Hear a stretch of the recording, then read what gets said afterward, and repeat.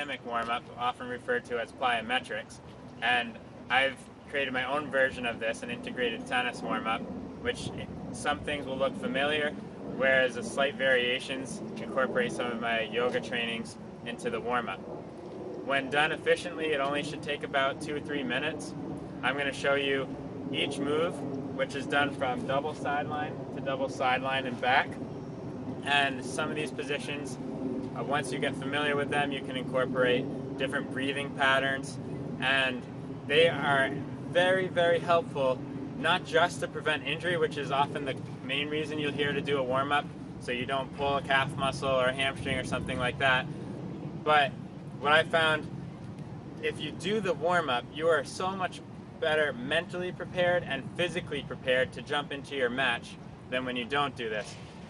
I found that it's a waste of time to use your hitting tennis ball warm-up to work your body into a comfortable state for your match. If you do this first, you can come out and get a much more efficient 10-minute hitting warm-up.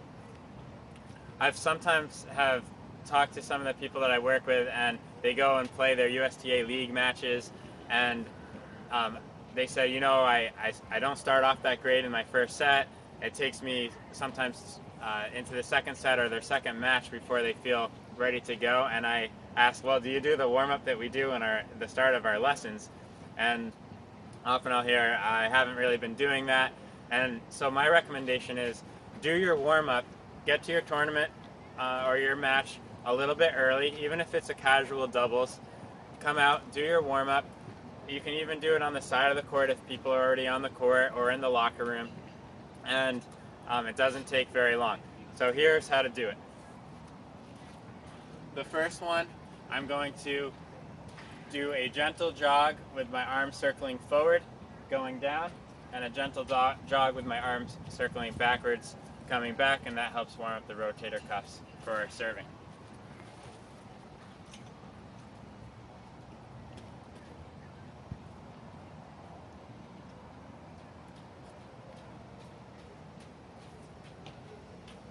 Nice and easy.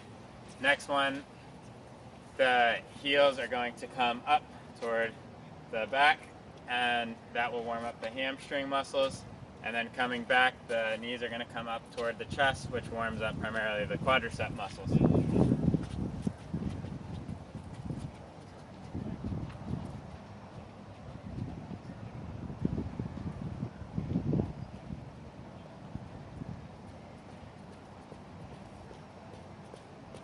Doing deep breathing in through the nose and out through the nose or mouth is ideal while you're doing these warm-ups.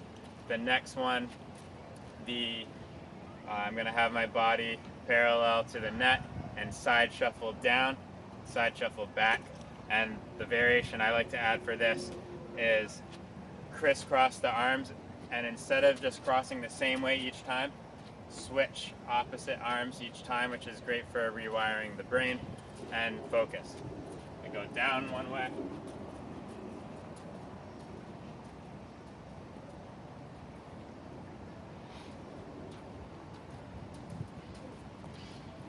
and back the other. You'll also notice that I get a nice push off with the outside leg as I'm going down one way and pushing off the other leg as I'm coming back, which is great for our ground strokes. Next one is a karaoke step, or sometimes referred to as grapevine.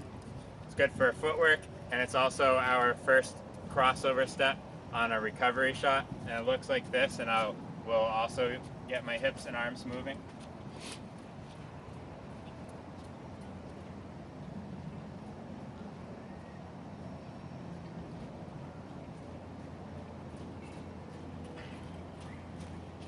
One foot goes in front, one foot behind. One in front, one behind. And then it's the reverse coming back. The other foot in front, the other foot behind. And then the way that can actually work in a ground stroke is if I were to hit, let's say I were to come out and hit a shot here, I might take that one crossover step to slide shuffle back to get in position. So there's both our karaoke and our side shuffles. The last one here for our moving warm-up is a high skip, and you'll also see this performed by many top athletes, including NFL football teams. So this is not good just for tennis. This whole plyometrics routine could be done for any sports at any level. It looks like this. You're going to hit the same foot twice.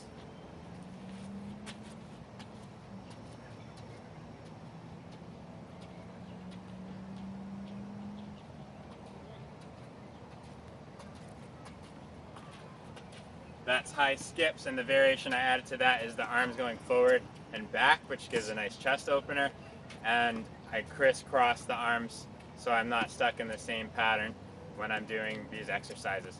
Those are the main moving ones. It's not uncommon to find your heart rate will elevate a little bit from going from sitting and just waking up to starting right away and doing your warm-up, so that's fine.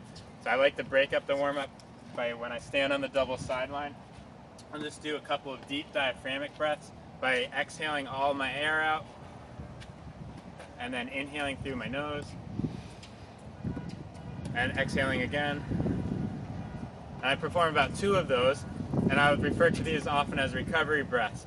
If you take a deep exhale and do very well with the exhale, you'll get a nice, easy, passive inhale, and you can get about 2 recovery breaths in between your 20 seconds before your next point. So these are great for incorporating into your match play as well.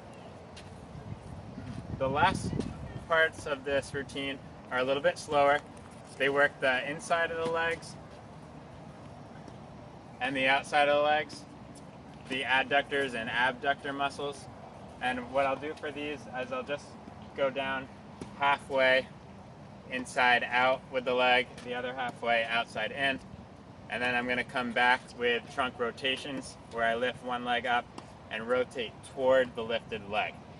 This is what this looks like.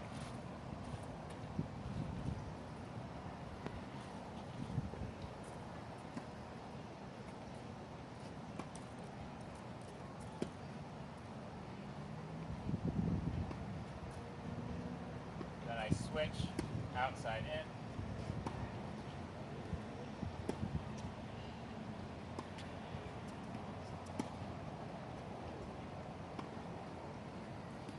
Trunk rotation.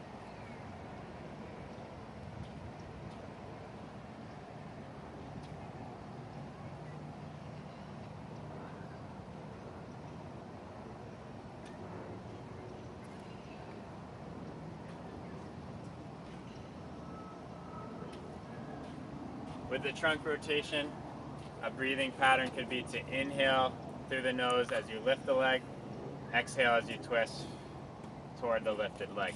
These are great for ground strokes, particularly when you're working on the modern stance forehand and you're in that coil. Really helps warm up the torso for those kind of movements. The last one, now that I'm back at the double sideline, I just lift the opposite heel and float from one side to the other. And to make this more aggressive for your ground strokes, you can widen your stance and lunge on one leg, lunge on the other, and even breathe, inhale, exhale, as if you were exhaling on your hip.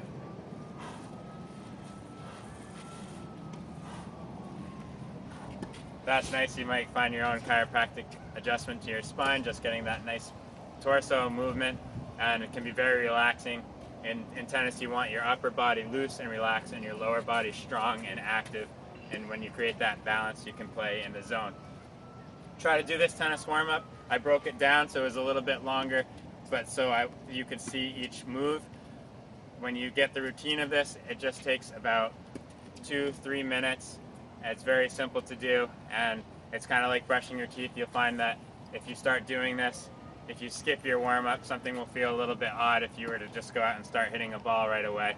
And yeah, it may actually take longer to get into the match. So use the warm-up both to prevent injuries and play stronger tennis right from the start of your match. Thank you.